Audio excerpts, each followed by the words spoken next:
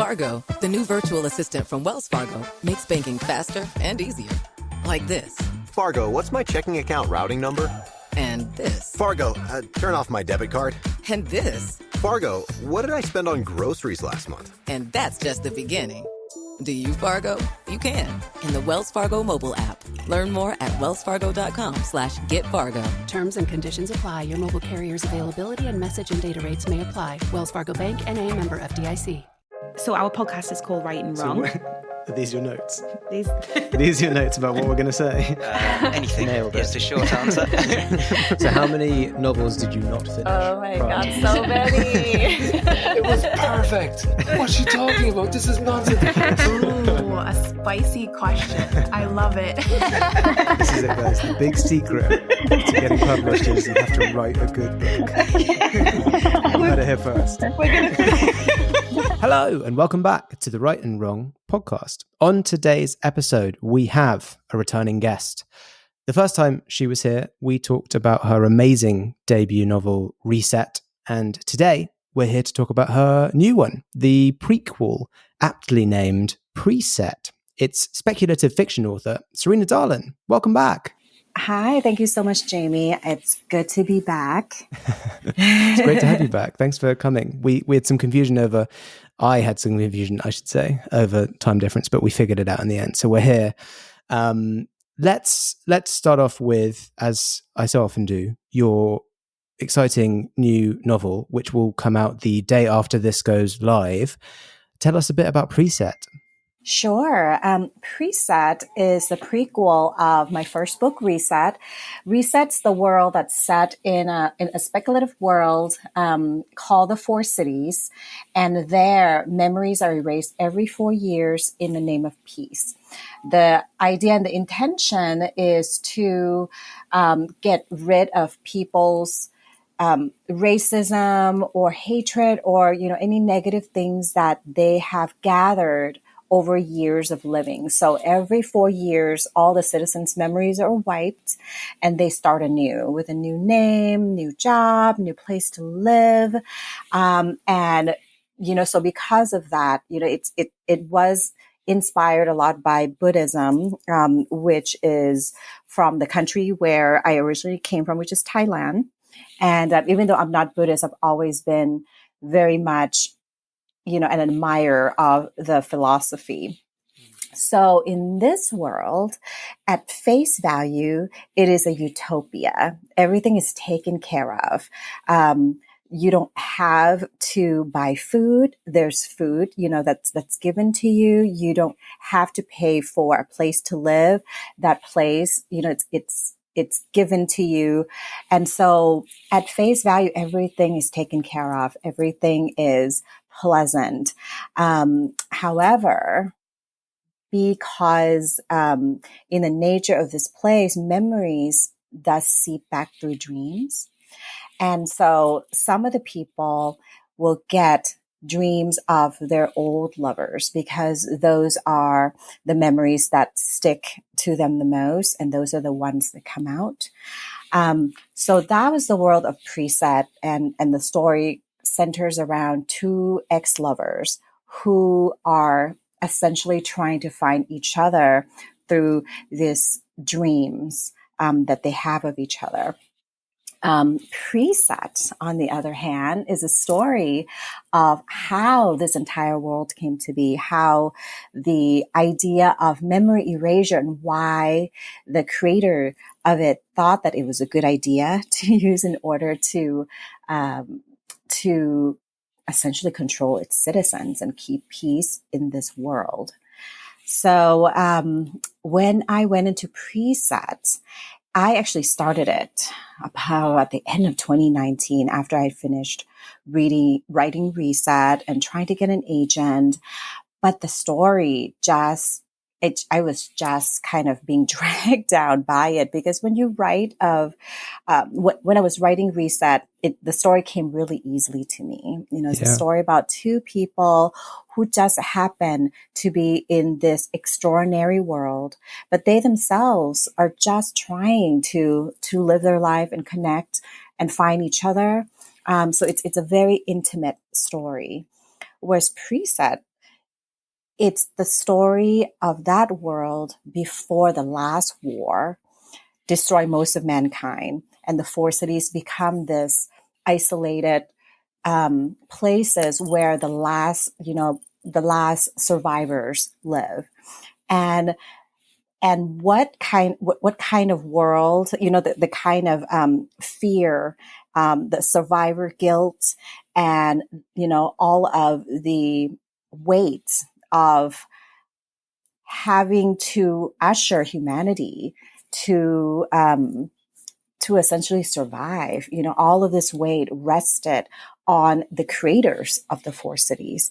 Their names are Eli and Eleanor, and they were married and they were in love. And I wanted to tell a story of what happens to a marriage when the weight of the world and the responsibility of doing the right thing, just weighs down on two people who are just, trying to survive, and the decisions that they've had to make. And as a result, they both kind of ended up on two opposite ends of this how to save humanity conundrum. And it was a difficult story for me to get into. One, I was just so intimidated by these two people, because by default, they have to be extraordinary, right? In order for them to create this world and the kind of people that they were in order to survive and to essentially do all that they needed to do in order to kind of usher humanity forward. And it's interesting. I mean, you talk about it's like a daunting task to come on for Reset. I remember when you were on last time and you talked about the world building and there were so many layers to it. The idea of doing a prequel to that and now being like, oh, I already came up with all these incredible complicated systems, and the idea of I have to like make sure that the thing that I write now lives up to the thing that I've already created. That must be a lot of pressure. It was a lot of pressure.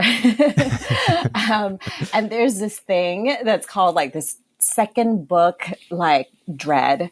And it's real because, when you were writing your first book, you have this like beautiful bubble of just being able to stay in your head and being able to just write the story that your heart calls you to do. With a second book, because I had actually gotten the contract for book 2 and 3 after book 1 came out, I hadn't intended to write that. I hadn't intended that the story would continue to go, because when I first started becoming a writer, I didn't know much about the business. I didn't know how to sustain it. I didn't know what's required. I just went into it all heart.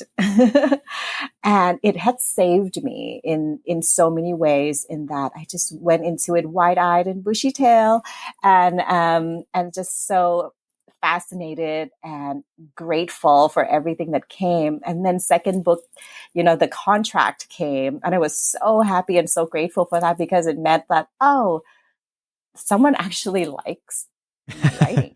Someone actually found my world worth, visiting. So, but with contract comes deadlines. And I've always been like, a pantser.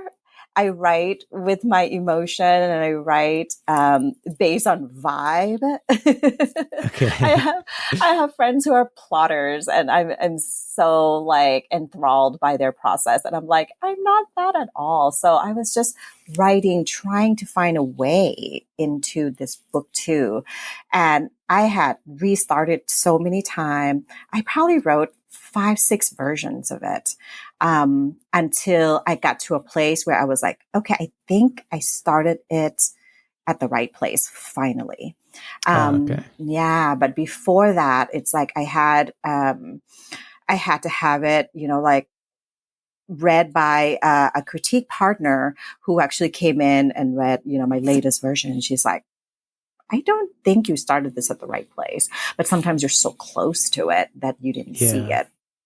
Yeah. So, Well, that's great. It's all about finding people who will like critique your work, or like you can bounce and get feedback off, who are sort of knowledgeable enough about you and brave enough to say like, oh yeah, I think that your story starts in the wrong place. You know what I mean? Right. And so many times that little bit of kind of like a shift of mindset can help you see your story in so many different, like in a new light, and just opens up the possibility. And so I restarted the story in the right place. And that was when I, was able to finish what became, the story that's actually not even the final story, because that was what I had submitted to my publisher. And then I was assigned, a developmental editor. And then she came and told me that, okay, half of the story is the backstory. It was great that you wrote it, but we need to also find the real story, find the other half of the real story. And so it became this book just became like an excavation. Yeah. It's just layer and layer. And I hope it does show in the book itself that there's just so many different layers within the book. And it ended up being more of like a psychological thriller, sci-fi, in the sci-fi world and a speculative world. But at the end, it really is about kind of like digging and finding what is the real reason and the real drive behind the creators of the four cities, and how they ended up with the concept of tabula rasa, how it came to be. Yeah. Tabula rasa being every 4 years, everyone's memory gets wiped and everyone gets relocated. Exactly. Yeah. Exactly. Was it always going to be a prequel? It was, well, when I first got my agent, she had asked, when I sent her Reset, she fell in love with it. And during our first call together, she asked whether or not this has series potential.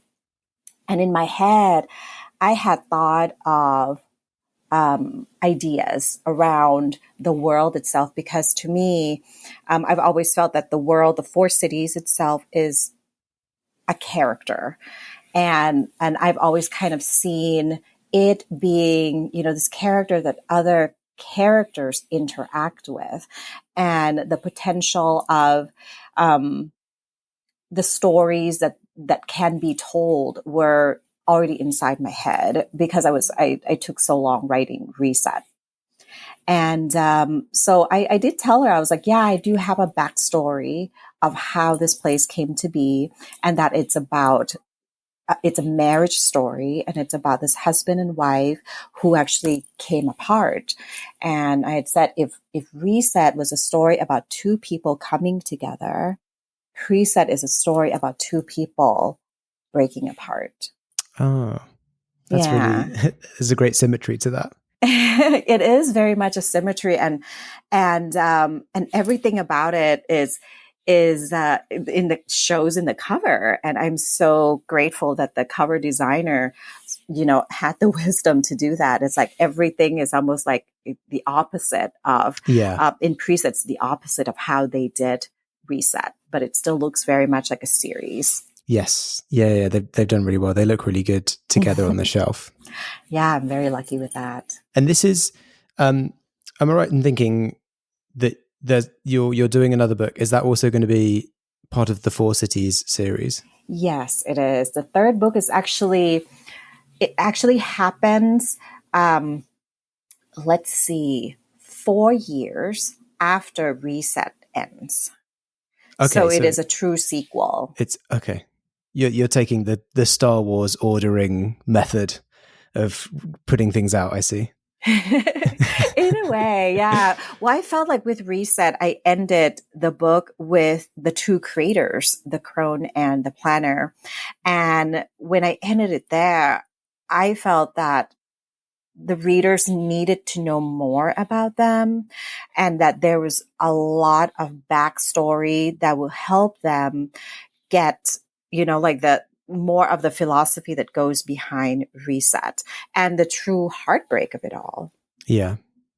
Yeah, because it's a very complex world, and there's lots of layers and systems involved with you really dug deep when you were putting the layers on of like how the memory wipes work and how everything gets moved around and the kind of the place that they live in and things like that. But in the end, it does come down to they're very human stories, and it's always about the human connection and the people living in this very complicated near future world.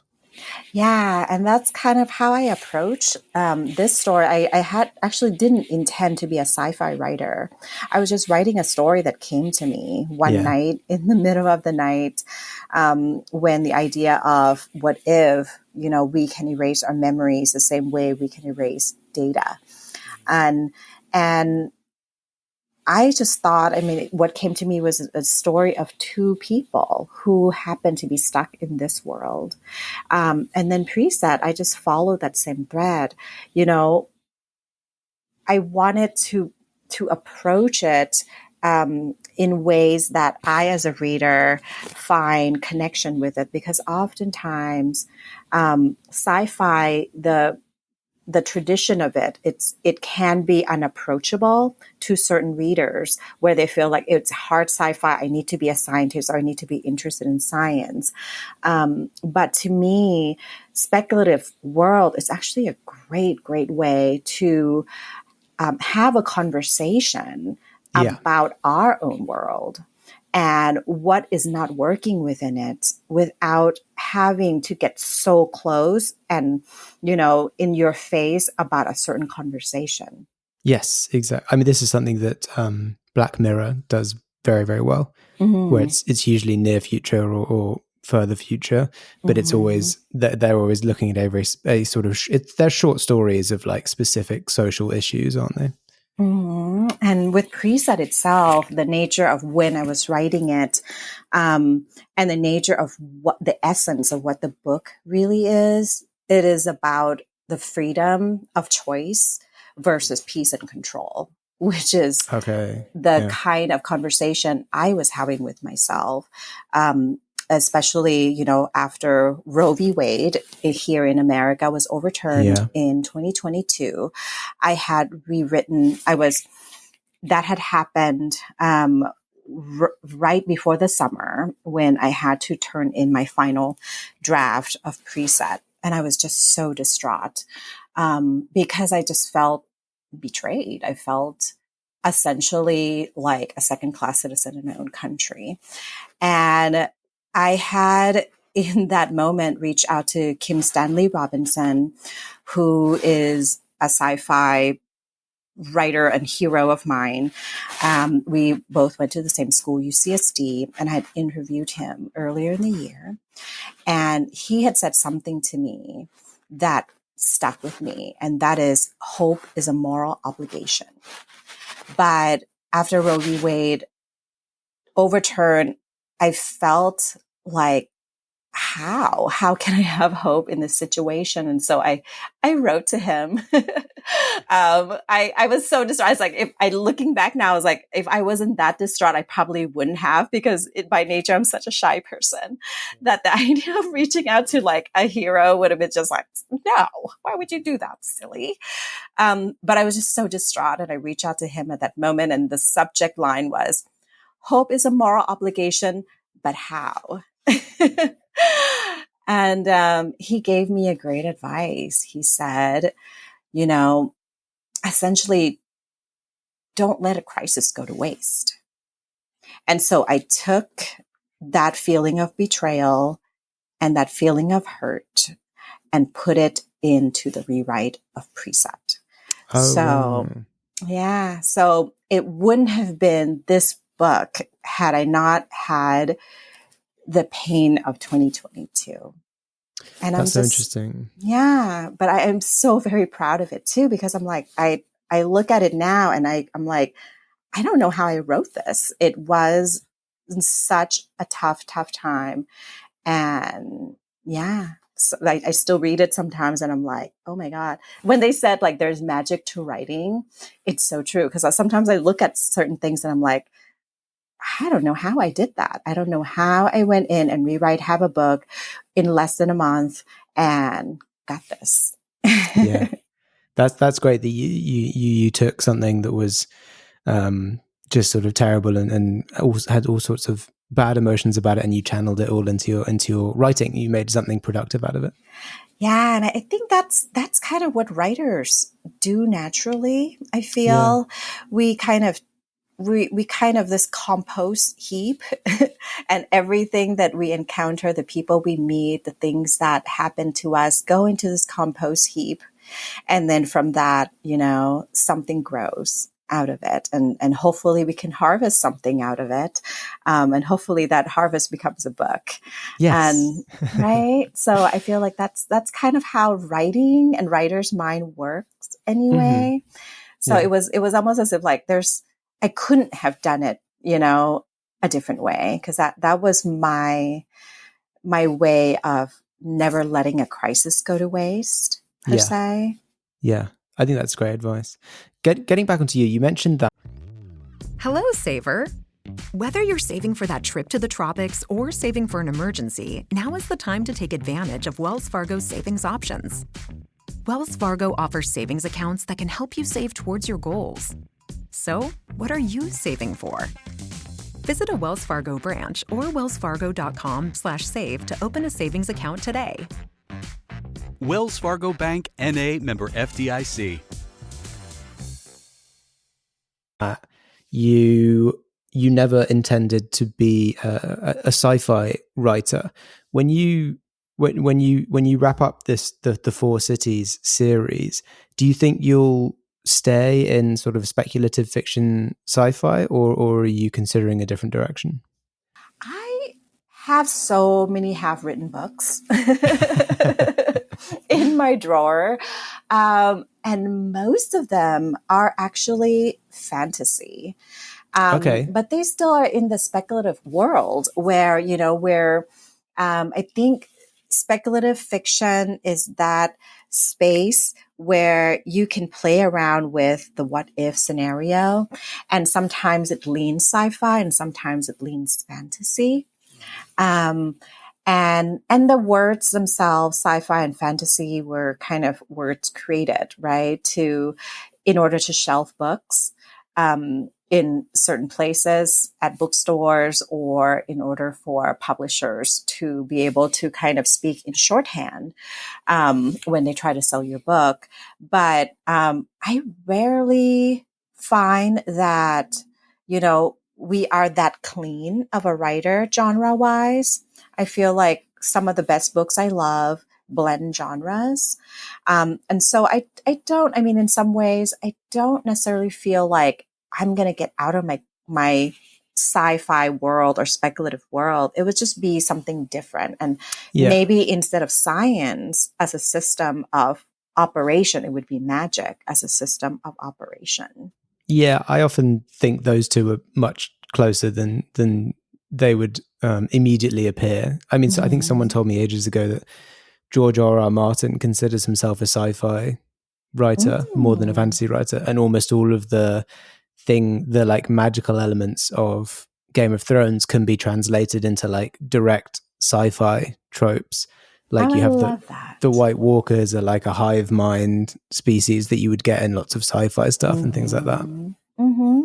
I find that too, because oftentimes like science or magic is like sometimes it's a placeholder until we find a way to logically explain something, right? I mean, in the older times, we used to look up at the sky and, there would be, certain phenomena that we can't explain and we would call it magic. But now we have a way to explain it. So it has a different name. So I don't necessarily see them as two separate things. Sometimes we just don't have a way to explain certain things in a scientific way yet, but it doesn't mean it doesn't exist or that it doesn't mean that it's not logical in its own way.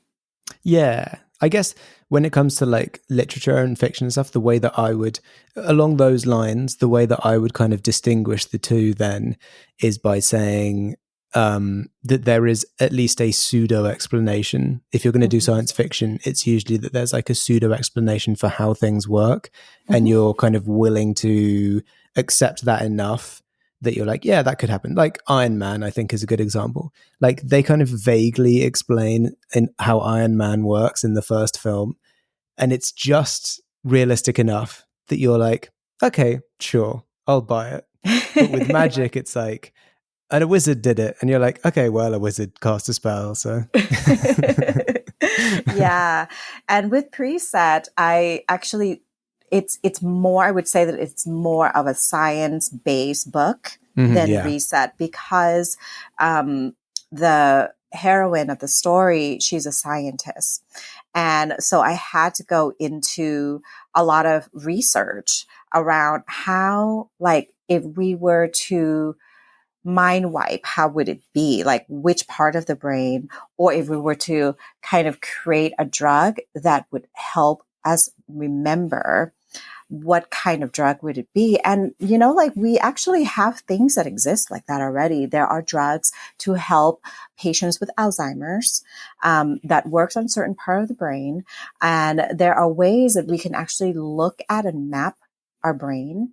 And all of this, you know, definitely does feed into quote unquote the magic of the four cities.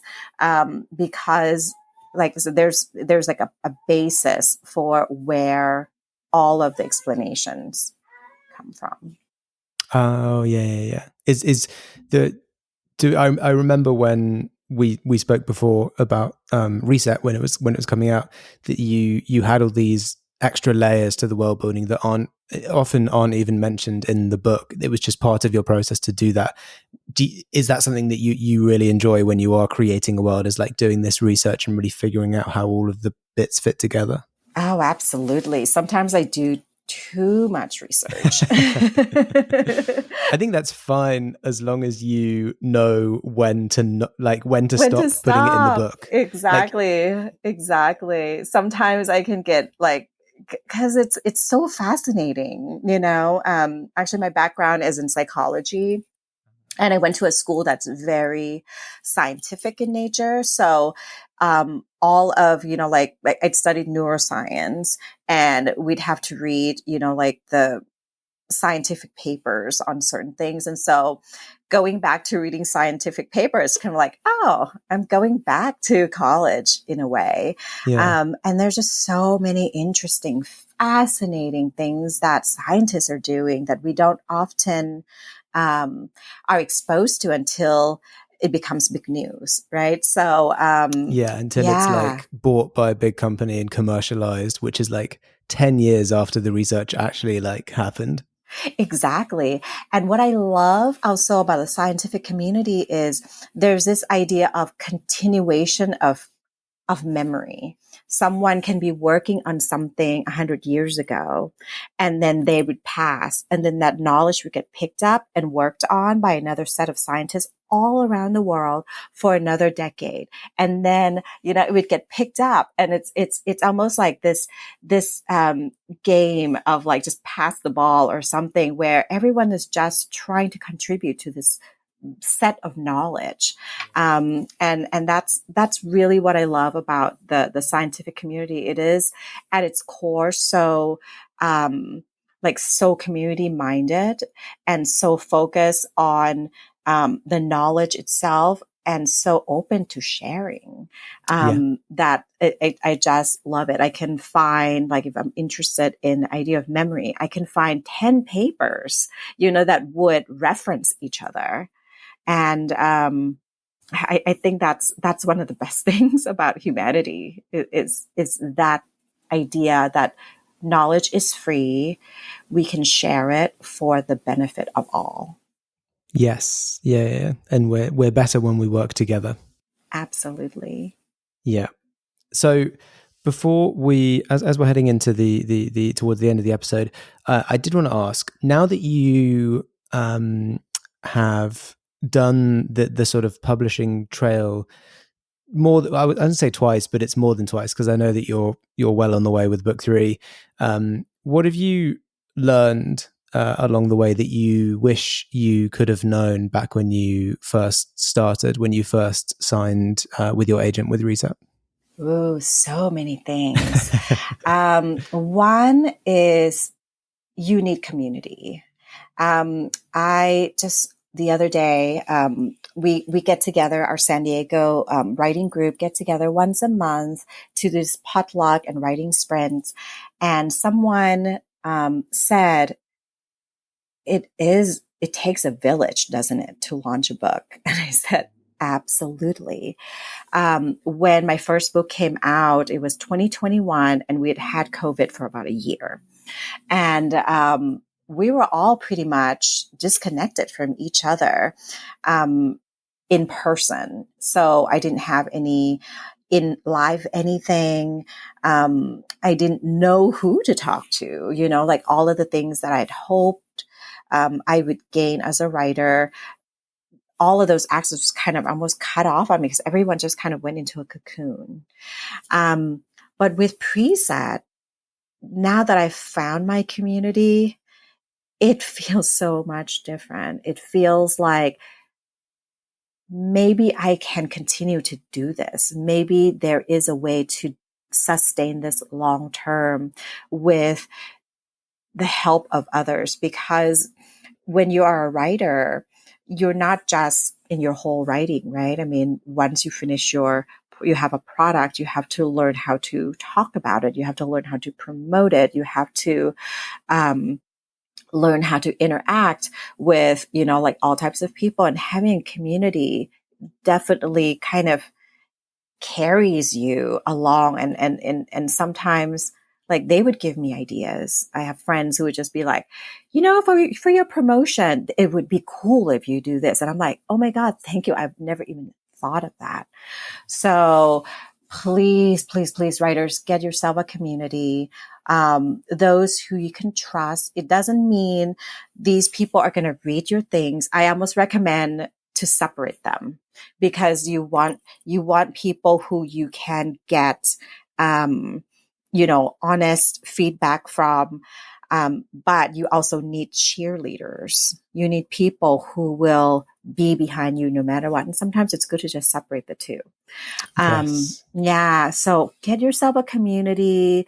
And it's really is this giving, like circle of giving, right? It's like you bring to it, things that, like, we call it our goats. Like you come into this circle of, of tribe. What goats are you bringing to the table? And each one of us is like, okay, I can do this. And another person would say, well, I can do that.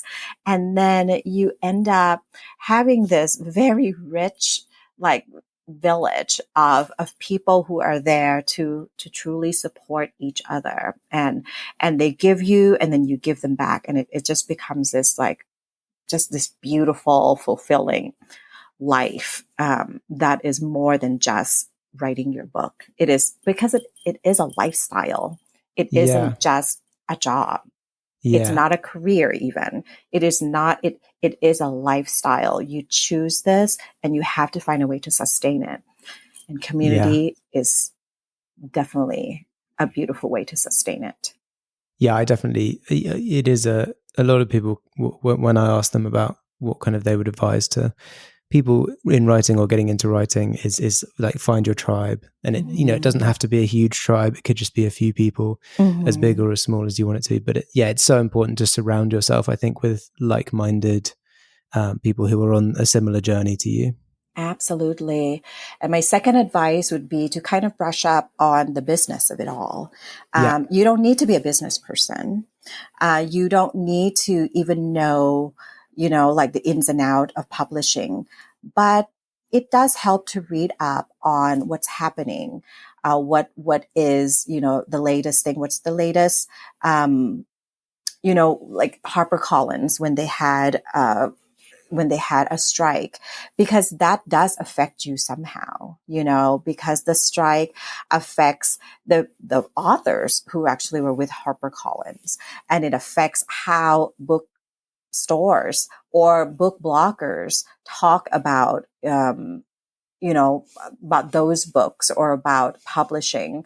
And so it helps to understand what's current. And it also helps to understand from the business end, the decisions that publishers would make, the decisions that bookstores would make, because in as much as it is, for the authors, a heart work, because you're putting your heart and soul into this. On the other end, it also, for others, need to translate to sales copies. So, and often that again is a shorthand in how they would look at a book and go, okay, this book produces. And so therefore we want this author to write more. So it does help to understand. So sometimes, because sometimes you're not quite sure the decisions that come down. So it helps you to guide you towards, perhaps the best decision that can work for you as an author. And it helps when you have a conversation with someone to talk in their language. And so, to get them to kind of see your point of view, then you kind of see their point of view. And so it's such an interesting business. The longer I'm in it, the more I'm so fascinated by it. It is unlike any other business. It is, yes. It's got so many bizarre twists and turns and ins and outs to it. Yeah. And a lot of it is, you just don't know, no. And so you kind of learn by talking to others and forming, a tribe of people you can trust to give you advice. But one thing that I've learned is that every author's journey is different. So in as much as I can give you advice, that advice is very limited to my experience, and you can have completely different advice. I mean, a completely different experience. And so therefore, it's always like listen to those advice with a grain of salt, and then, just continue to write, do whatever. To me, I was just like, my number one rule is I do whatever that keeps me writing, and I don't do what stops me from writing. Yes, I think that's great advice all around. And I would say that in terms of the thing that I think that I've spoken to a lot of people about, and people are most surprised about in terms of getting a sort of appreciation for the industry and how the business of things works, is that almost every book that gets published has to be signed off by the marketing team and the sales team. And those are two teams who are so primarily focused on the business side of things. That's where a lot of books, it doesn't matter how sort of poetic or beautifully written they are or how powerful the messaging is. Sometimes the sales team just don't think they can sell it. And that's so many books will fall at that hurdle. Absolutely. Because at the end of the day, they have to kind of know, because everyone is so busy, right? And getting busier because, there's just more workload all around. And, so as much as you can help the sales team or the marketing team to hone in on your marketing message or the kind of message, the kind of like communication they can give to someone. Like, for example, preset, when I talked to my publicist, I said, the heart of it is a conversation about peace and control, peace and control versus choice and freedom. They got that, and they were able to kind of put preset in places where women can see the book. Because in a way, books are a way for each one of us to have and to process these complex thoughts in smaller bites. And so, it helps to know where your books you don't have to know precisely where it should sit, but it helps to know who will most benefit from having a conversation around your book. Yeah, very true. And with that, we're already running over time, but you have already answered what would normally be the final question of the episode. When you were previously on, you said that you would take To the Desert Island, 100 Years of Solitude. Is that still the book you would take? Yes, but also I love the book Thief. I think since then I had read the book Thief and love it, like just love it. So I would also take that book.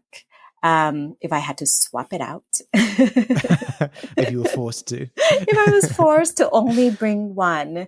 And of course, all the books by Kim Stanley Robinson.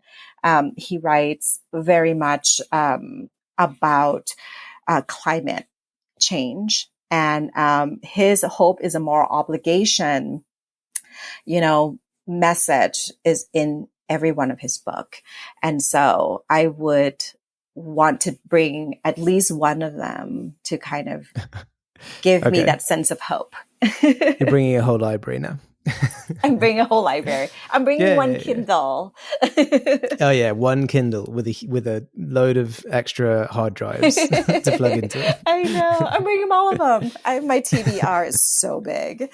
Oh yeah. And only growing. The TBRs never get smaller in my experience. No. I just went to an event and I just bought, I brought back probably, 2 feet worth height of books. God. I can't say no. I'm like, I can't leave these. Exactly. Someone's got to buy those books. They're not going to buy themselves. Exactly. Amazing. Well, thank you so much, Sarina, for coming back on the podcast, telling us all about your latest book and everything that's going on with you and your writing. It's been really great chatting with you again. Oh, thank you so much. This has been a pleasure. I can't believe it's already over. And in case you don't want it to be over and you're listening, you can follow Sarina on Instagram at sarina.dahlan. And to make sure you don't miss an episode of this podcast, follow along on socials and you can get in touch and show your support if you head over to the Patreon page. For more bookish chat, check out my other podcast, The Chosen Ones and Other Tropes, with YA authors Noami Gibson and Melissa Welliver. Thanks again to Sarina and thanks to everyone listening. We'll catch you on the next episode. Fargo, the new virtual assistant from Wells Fargo, makes banking faster and easier. Like this. Fargo, what's my checking account routing number? And this. Fargo, turn off my debit card. And this. Fargo, what did I spend on groceries last month? And that's just the beginning. Do you, Fargo? You can. In the Wells Fargo mobile app. Learn more at wellsfargo.com/getfargo. Terms and conditions apply. Your mobile carrier's availability and message and data rates may apply. Wells Fargo Bank, N.A., member FDIC.